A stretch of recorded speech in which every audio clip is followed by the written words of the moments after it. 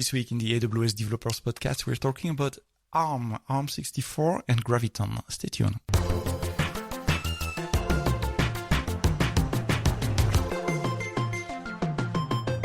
Good morning, good afternoon, depending on where you are on this planet. Thank you for downloading, listening to the AWS Developers Podcast. You know, we are available in all good podcast applications, Amazon Music, YouTube, Apple Podcast, Deezer, Spotify.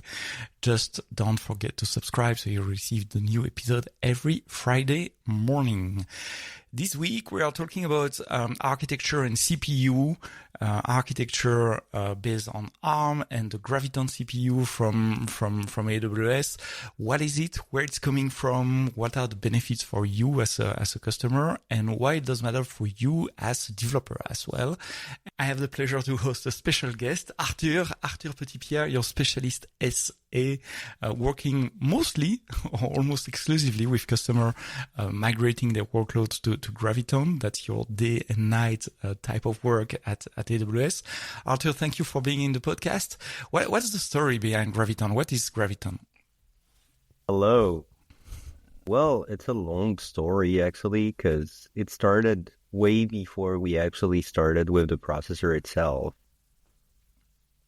Most of the people don't realize, but AWS has been developing hardware since more than a decade, basically, because, well, when you think about it, the first time we really started considering developing our own hardware was when we realized that from a network standpoint, what we were getting from our providers was hard to test at scale. They did not have the possibility anymore to reproduce the kind of very large-scale infrastructure that we had in our AWS regions. And so it all started actually with James Hamilton trying to find a way for us to have a network protocol and a set of network hardware devices that could scale to our need. And so we started with that concept of a software-defined network, custom protocol that we still use to this day with multiple variations. And through that project, we both designed a new way to manage the protocol, and we also started with custom hardware for the network.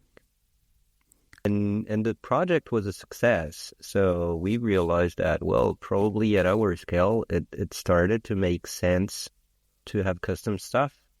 So the next thing that the team started to work on was the EC2 virtualization, which was based on software at the beginning, like the open source Xen hypervisor. Classical model with a software hypervisor, with a software device model, so using some of the cores to abstract away the devices, create virtual network cards, virtual disks, having a client-server model to exchange the blocks between the virtual EBS devices and the EBS backend. And so all of that was consuming very expensive general-purpose cores on the motherboard. So basically, on instances like C4, we had to reserve a bunch of cores on the main processors that we could not sell to the customers. And the team was like, what can we do to make that virtualization software more efficient? And since we had the ability to create new hardware, we started by creating devices that would allow us to accelerate the network. So behind, I think that was the C3 instances that wasn't visible at that time, we have a special card that is in charge of doing the translation between the type of network that you see on the customer side and the type of network that actually flows on our network. And then we went one step further and did the same for the EBS devices and replaced the software client running in Xen by a dedicated card that would do the work behind the scene. And the last piece of that transition to a new hypervisor was with the software part of it when we replaced Xen by a KVM-based superlight hypervisor that would rely on that software layer, and behind the scene, a bunch of cards, the Nitro cards, on which we would offload the work of communicating over the network or communicating with the EBS devices and presenting those devices on the PCI Express bus as if they were real devices, and just creating a path through our lightweight hypervisor between those devices and customer VMs. So the Graviton that me as a customer I can use today in an EC2 instance didn't really start with the CPU story. What you're telling us is that we start a long time before by creating custom gear for the network and also for the virtualization card, the Nitro hardware. This means that the AWS data center right now are running on custom hardware for the network and for the virtualization, or at least the vast majority of our data centers. There's a lot of custom hardware in our data centers. And we acquired a pretty cool startup when we were doing that, called Annapurna, which has a lot of skills on how to design CPU. And that's from that team, now fully part of AWS, that the Graviton processor emerged. So basically in 2018, when we released the A1-based instances with the first version of the Graviton processor, that was a small variation over a processor and a set of cores that we had on the Nitro cards of that time. We released that first version of the Graviton processor. The goal was not necessarily to take over anything in particular. It was really to make available to the market a first version at scale of an Arm64 processor. Because we knew that as much as the Arm64 ecosystem was already pretty mature on Linux, it existed since 10 years, so we had compilers, the Linux kernel was well ported. There was still a bunch of stuff that needed to be ported, needed to be optimized, and it was also a way for us to make a platform available so that all our software partner could get access to an Arm64 processor at scale, port their software. I'm thinking here about all the security agents, a bunch of other software that many of our customers are actually running in production or to help with their production workloads. Mostly on the server side as well, because at the time ARM was common in client-side device. I'm thinking about our phones, obviously, or tablets, and more these days with our laptop. But introducing ARM on server was a bit new. Until then, it was like a niche market. There had been multiple attempts before us. Most of them not super successful, but it was definitely something we had to overcome. When we were speaking about Graviton processors at the beginning, people had in mind those low power, low performance type of platforms, and it took a while before we were able to really prove that, it really deserved a place in the server market, that we could release Arm64 processors that were at least as good, if not significantly better than their counterparts. What was the rationale for AWS to adopt ARM on the server side? I can think of a few out of my head, like energy consumption, probably, but also full control, like vertical control of the stack, the hardware and the software running on the machines. Well, so pretty similar to the thinking process with the network. When you look at the processor industry, there's not so many providers. So we were relying on two providers, Intel and AMD. But that's not a lot when it comes to diversity and ensuring that you have a robust supply chain. So part of the question was, making us more independent from a supply chain perspective, strengthening our security position, because by managing both the processor but also the whole set of firmwares that are behind the processor, we have that kind of vertical integration that gives us full control over the platform. So whenever there's a security issue or even like way in advance planning about the security model, it really strengthens our position. We have the full control. We know exactly what's inside. There's no one we need to wait after to get a security fix or anything. We have the full control and we know what's going on. And then apart from that, it's also a question of power consumption. We knew that by changing to a more modern architecture, we would be able to utilize our transistor budget only on recent features. So it means no legacy ecosystem that we would have to support. And that's definitely gain from a power consumption standpoint. And also building the processor ourselves also mean that we can offer it at a lower price point because we don't have to absorb the margins that the other vendors are doing. So it's a multifaceted approach where it's pretty good in pretty much every aspect of the business. Lower power consumption, so we can reduce the cost. Don't have to pay the margins to our providers, so we can lower the cost. Better security, and also building knowledge and having the ability, given how much information we have about what our customers are doing and the kind of feedback we have, we can use that feedback to design the next generation of processors. And it's a flywheel. If we lower our internal cost structure, we can lower the price for the customer. If the price is lower, we hope to bring more customers on the platform, which generates scaling effect, so we can further reduce our cost, and it's a positive wheel. So we talk about the benefits for AWS, but what are the benefits for a developer? If I'm a software developer, I have to choose where to deploy my next application in a full DevOps mode, no production team on the side. What are the benefits for me? I've yet to see a customer that would adopt a processor that would be slower and more expensive. So what was really the key when bringing that to the market was to find a way to bring it to the market at a lower price and with better or equal performance. So the key is really there.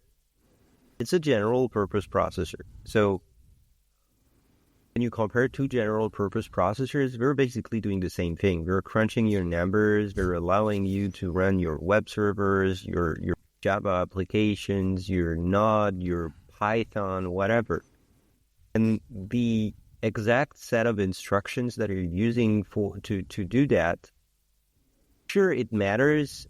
Sure, you'll always find specialists that will like one versus another. But at the end of the day, it's a general purpose processor. So it's not going to change the way you do business. So what matters most is the price performance ratio at which you can get it. If it was less interesting from a price performance, there would be absolutely no reason to buy it. So that's what we tried. And on top of that, we bring to the market a processor that has lower power consumption. So it's up to 60% more efficient from a power consumption standpoint. So it's better for the planet or less worse, depending on how you want to consider it. So yeah, that's what's important. Better for the planet, better for my wallet or my credit card, and better for the performance of my applications as well. But those of you that are listening that have white hairs, a bit like me, remember like from 20, 30 years ago, it was not super easy to go from one architecture to the other. At the time in data center, it was quite fragmented. We had Solaris Spark on one side, we had PowerPC, IBM on the other side, HP had some kind of their own CPU as well, and then Intel was there obviously, and going from one to the other, at least before Java, was not so easy. So what's the story? What's the message for a developer that wants to port their application to ARM? I don't have white hairs, but I almost no longer have hairs at all. So like I'm pretty much in the same situation.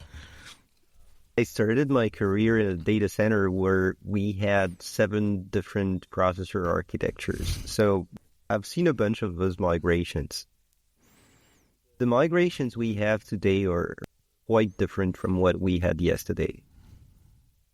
Yesterday, when customers were moving, and what most of the people will remember is migrations that were from a proprietary Unix system and a proprietary processor architecture to usually Linux and x86. And it was a challenge, or for that matter, any combination of proprietary processor and proprietary Unix system. It was a challenge because you were changing everything at the same time. You were changing the operating system, so a bunch of primitives through which the application was communicating with the operating system. You were changing the C library. You were changing the compiler. And most of the applications, like 15, 20 years ago, were still written in a mix of C, C++, Fortran, whatever. And so those were pretty significant changes, and I'm pretty sure like lots of people who have not yet retired like me or do have interesting memories of moving from, let's say, Spark on Solaris to x86 on Linux. Moving from x86 on Linux to Arm64 with Linux, it's a totally different story. Sure, the architectures are different, but it's the same operating system. So from an application standpoint, the way you communicate with the operating system doesn't change. Unless you're writing things that are extremely low level, you won't see the difference. The software ecosystem is super mature, so when you to recompile an application that's pretty straightforward, that's the same compiler, even if not the same backend for both. And for all the high-level applications like Java, Python, Node, PHP, you rely on an interpreter. So the interpreter has been ported and does the job for you. It's there to abstract away the underlying hardware, and it does it really well. Have let's say, a Java application. Just reinstall the operating system, a new version of the operating system that supports the ARM64 architecture. You install the ARM64 version of your favorite Java development kit, and then you can even take the bytecode directly and run it, because it's bytecode. So the initial goal, yeah. Exactly, the initial goal was to make it portable. And you know what? It is. Most of us have almost never used Java for its portability, but the reality is it's still there. So it has been designed for that at the very beginning. Yeah. And the majority of the application we're writing today is written in one of these higher level language that relies on a JVM or bytecode or Java and everything that runs on the JVM, Scala and the others. But also obviously Python and JavaScript / TypeScript. So everything Node.js is also part of that. So what you're telling us is that actually, I just need to start a Linux server with an ARM version of Linux instead of an x64 version of Linux, and then just deploy my application as usual. And in the majority of the cases, it will work. Yeah. So you basically have two options. On the one end, you can start directly with your applications. To me, that's where the interesting work is. There's one thing that you can eventually do before to help, your management to gain trust in the Graviton platform. You can start with the managed services, because that's even easier. When you use one of the AWS managed services, you're basically consuming an API. It can be an API pretty embedded in your application, like when you're using a database. And let's take an example. Managed services like Amazon RDS, relational database as a service. Now, today, if I start a relational database like MySQL or Postgres, I can choose between an x64 or ARM processor. And when I choose ARM, there is nothing that changed for my app. Oh, and in some cases, it's even the default. For Elasticache, it's the default. So I'm pretty much convinced. I have yet to meet one, but I'm pretty much convinced that Many of our customers have started to use Graviton-based instances without knowing about it, because it doesn't change anything from an application standpoint. You're just paying less and getting better performance. But on the application side, you're still using the same client library. You're still making your calls the same way. You're still starting it, stopping it, managing it through AWS APIs the exact same way as you were doing before. So it tends to be pretty transparent to adopt Graviton-based instances with managed services. In some cases, you actually don't know. When you're using DynamoDB, you don't know what's behind, and we don't disclose it. It may or may not. Yeah. Mm-hmm. Maybe even not me, or with load balancers, same thing. You don't know. And you don't care. As long as it works and as long as it gives you the service you're paying for. I was talking with a French customer that do number crunching, this type of big data application using Elastic MapReduce, EMR. And they told me that their migration technically was just changing one line of code in their Terraform template to change the architecture, restart the cluster, and everything works well. Obviously, they run the cluster in observation in testing for a few weeks before going live with it. But that was the effort. It's one line of code in a Terraform template. Yeah, definitely do test. Otherwise, you might be one of the customers that end up in a call with me trying to understand what went wrong. So please do test. Please don't start production without testing anything. But EMR is one of those good examples. It's somewhere in between a managed service and using Graviton-based instances directly on EC2, because we manage the orchestration part of it, and we provide the pre-integrated operating system.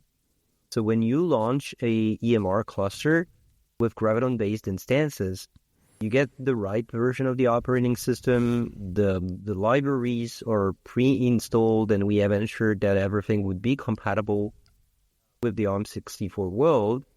And if your application is well written or doesn't have any dependency anything architecture specific, it's just going to run transparently. So whether it's in Java, in Scala, whatever, with some of the library dependencies that you have on EMR, it's going to run fairly easily. There are a couple caveats, like if you use GNI extensions, so the Java native interfaces, which basically allow you to interact with libraries that are written in the low-level language and compile directly to the host's processor architecture. So usually the reason for that is to make them fast. If you have that kind of extensions, pay attention to whether or not they're available for the Arm64 processor. Usually that's bundled within the library. There's an Arm64 version. It's straightforward. Just use it, runs. That's fine.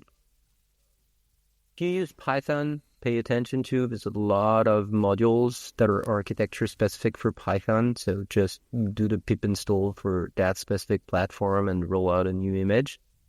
But otherwise, it should be pretty straightforward. And in your role, you're helping large customers when they have migration challenges. So my view of the Graviton migration story is that everything is easy, it works well, and I have to tell again, it's the majority of the cases, but you're seeing the minority of the cases where not everything is going well. So what are the complex cases, the things that makes it difficult or maybe impossible to migrate?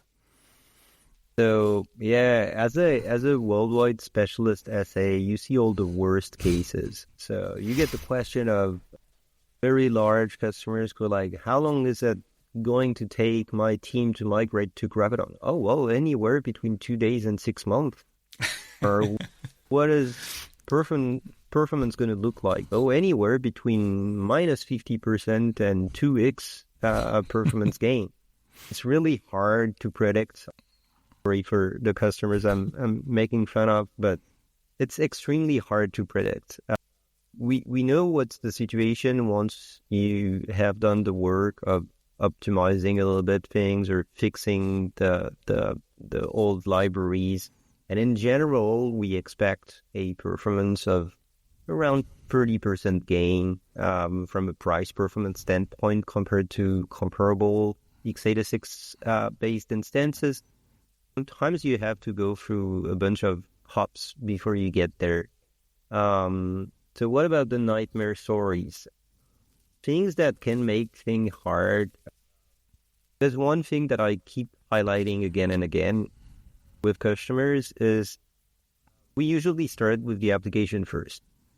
And we're like, okay, let's get that application ported. Let's check that everything is compatible. Let's analyze the performance, check that we are at an acceptable level. Let's ensure that we get a better performance, optimize on Arm64 and so on. And I once was involved with a large customer in a migration, and we got the application ported. It was a one that for once was a little bit more challenging to port, or pieces of that were written in C and a few changes had to be made. And once everything was ported, the team started to work with the platform team and ensuring that they would have everything to operate the application in production. And then they realized that a very major component of their operation chain was missing. One of the security tool that they needed to operate the platform was not ported to Arm64. And that was pretty early in the Graviton lifetime. We were still working with a bunch of ISVs to get their software ported, and the security software they were relying on was not there. So at the very end of the project, after spending almost 2 months on the application, we started reaching out to the software provider, being like, hey, there's that new cool kid in the block that's there, the Graviton processor. Would you port your software to that new platform? And it takes a while, and I can't blame them. It was pretty new at that time. So the project was significantly delayed just because we were missing that security software, which was like super important for production. So the message here is do not look only at the application, but right from the start, look at the runtime environment of your application. Yeah. What are the log collection agent, the monitoring agent, and obviously the security agent like malware, antivirus type of detection software. Everything has to be ported and available as well. Of course, we're in 2024 now. I guess the landscape is a bit better than from the time of that story. The situation has changed. It's way better. A vast majority of the security software ported now. We have relationships with like all the major ISVs on the planet. But from time to time, and particularly when you use very specialized software, you will find one that is not yet ported. And it's generally not be considered a hard blocker, because we can talk to the software vendors, we can help them, we can give them access to instances, we can help them port and validate stuff, but it might take a while. And I would say in most of the cases, within a couple months, you can get a software ported and validated and all the QA done and everything goes well. But the earlier you start checking what are the dependencies, including the dependencies in production, the more chances you have that by the time you're done with the project, all the bits and pieces are there and ready for production. And then there are the cases of all those that for very good business reasons are using low-level programming code like C, C++, and then they are doing low-level stuff with the CPU as well, like taking advantage of very specific instruction set, I guess. Yeah, sure. That exists too. So if you're using, let's say there are two categories here. There are some of the very modern languages like Golang and Rust, where, well, the first thing is that the cross-compiler is integrated in the compiler. So it becomes extremely easy to target another architecture because that's just a couple environment variables or a couple switches on the command line to target a different architecture. So even if you're still running your CI/CD pipeline on x86, you can very easily generate binaries to test on Graviton-based instances.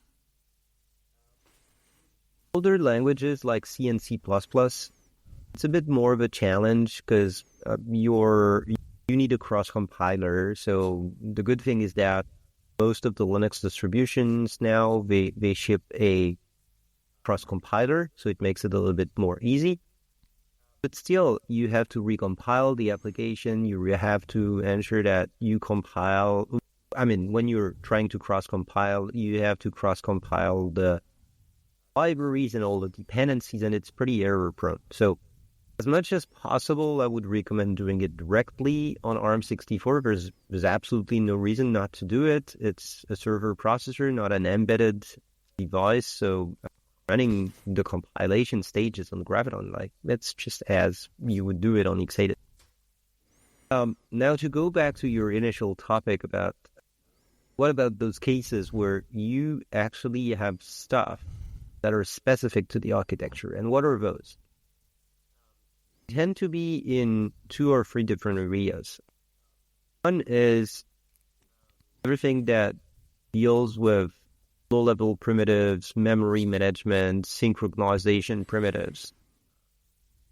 We do see that with customers that have very, very specialized software, like people building databases and better database, like from a design standpoint, looks like an operating system. You tend to have your own I/O driver, you have your memory allocators, your synchronization primitives, and usually they're specialized enough that, yes, you have to pay attention to what the processor is offering.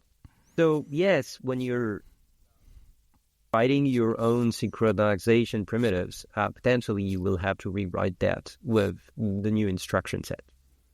The other case is when you're using intrinsics, so directly calls via functions provided by the compiler to architecture-specific instructions.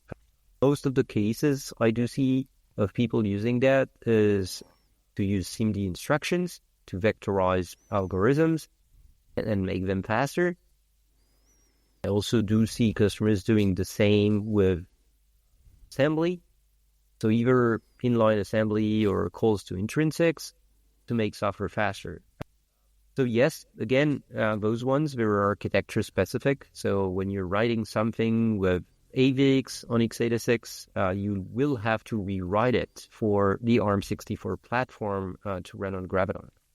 There are alternatives to AVX on Graviton. They're called Neon. That's the legacy SIMD instruction set that's still available today. And there's a new generation of SIMD instructions called SVE and SVE2, the scalable vector engine, that allows to write an algorithm without paying attention to the vector length. It's a vector length agnostic programming model.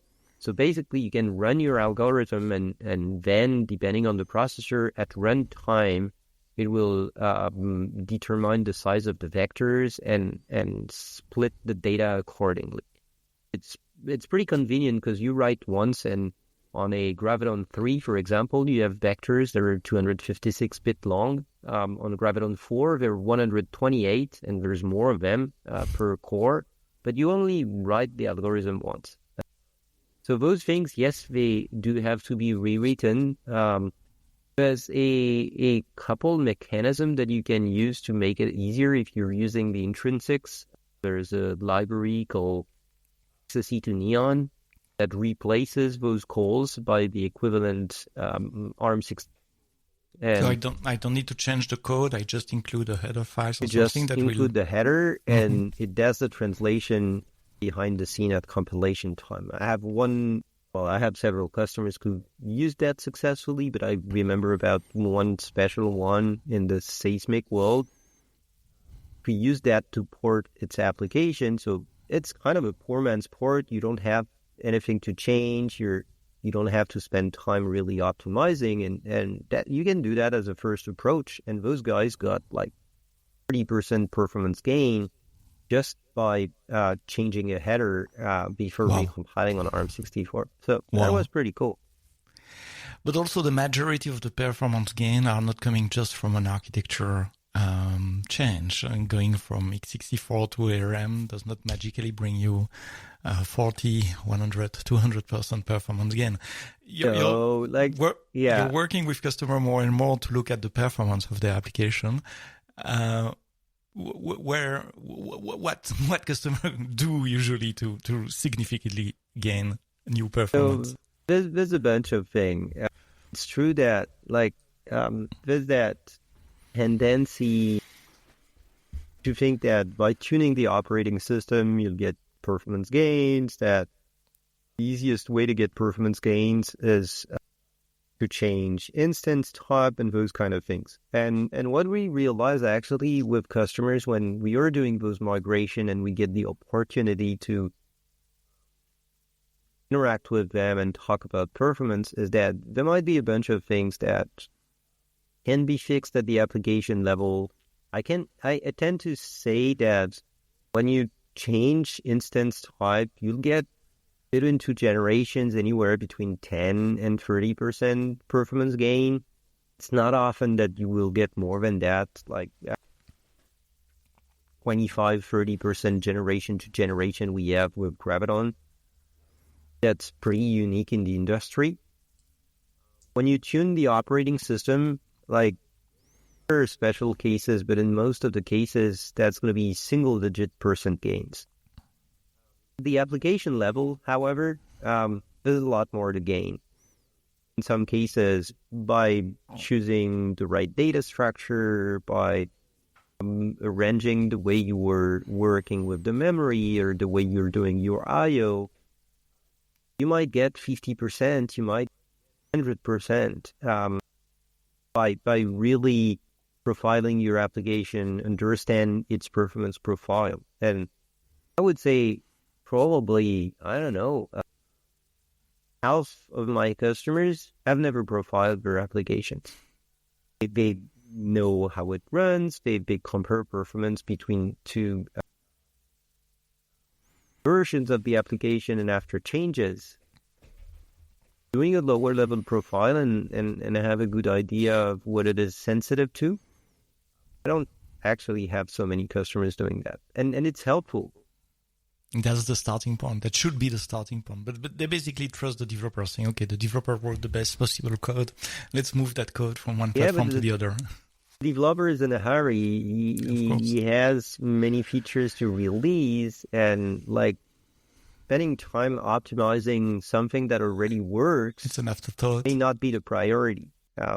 Could be a priority for the planet, because when you spend time optimizing your software, there are two things that you optimize. You optimize your EC2 build because a faster software is going to cost you less, and a software that uses less infrastructure, consumes less energy, generate less pollution, doesn't require to build as much hardware, all of that. So every time as a software developer, you do software optimization, you're doing good stuff for the planet. For the planet and directly for the bill as well, because that's one of the big difference between the cloud and on-premises environment, where the costs are blended or we don't see them.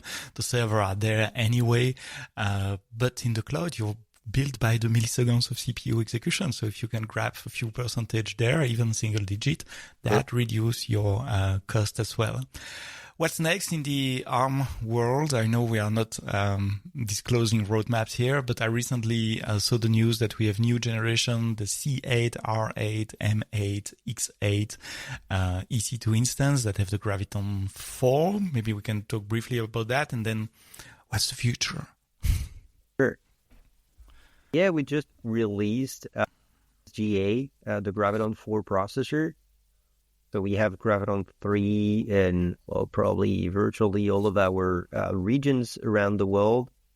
We just released the next generation, which is Graviton 4. we started with R8G, which is available, I think, in 4 regions now. In the US, 2 in the US, 1 in Europe, 1 in Asia. Just after that, we released the 2 other part of the general purpose family, so the C8G and the M8G. So that's the same processor, just the memory ratios are changing. We released the X8G, which is a really high memory instance for huge databases or EDA workloads. And there will be more to come, and the team is working on the next generations of Graviton processors.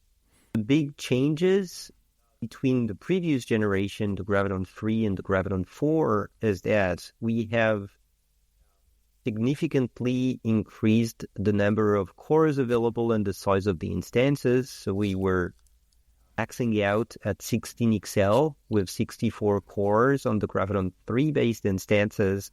We now go up to 96 cores per processor on the Graviton 4. So we have a 24XL, which is still a single socket, and we have a 48XL, which is our first 2-socket version of a Graviton instance. So 48XL, that's 192 processors, that's 1.5 terabyte of memory on an R8G.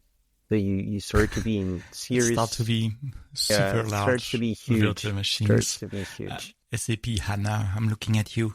That's the type of... SAP HANA is ported. It's available in their SaaS offering. So it says something about Graviton's ability to run really, really big stuff. So if the big stuff can run, like chances are that everything you can throw at it can run. And if we look at the last 8 years, there is a new generation of Graviton processor every 2 years, 18 months, something like that. Yeah, I mean, it's like how they say for the stock market, don't try predicting the future by looking at the past.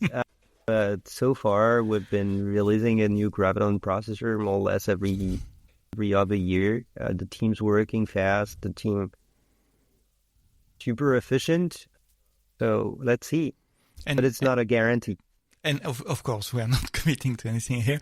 And of course, there is the geographical expansion as well, like having more instance type available in more regions so that more customer can. Yeah, for the near future, that's going to be more instances using the Graviton for processor, new shapes, new version to target a broader range of Graviton-based instances. So let's get started today. Start your first Arm64 CPU. By the way, we have 2 Arm64 architecture available on EC2. I'm thinking about that because we have Mac as well, which is also Arm64, but not built by AWS. It's not Graviton. These are regular Mac Mini. Get started. In the majority of the cases, there's nothing to do. You just redeploy your application. And for the very few cases where it's not working as it should, Arthur and his team are there to help you and to work with the account team to go through the finish line for this type of project. Arthur, thank you very much for answering my questions. Talking about Graviton for the AWS Developers Podcast. Next week we are going to talk about performance as well, but in a different category. It will be serverless, and we are going to analyze Lambda Snap Start. You know, that feature that has been launched like a year ago or 2 years ago at reInvent. To aim at reduce the call start time of Lambda function. If this is Chinese for you, don't worry. We will explain that next week in all your podcast application. But now go build.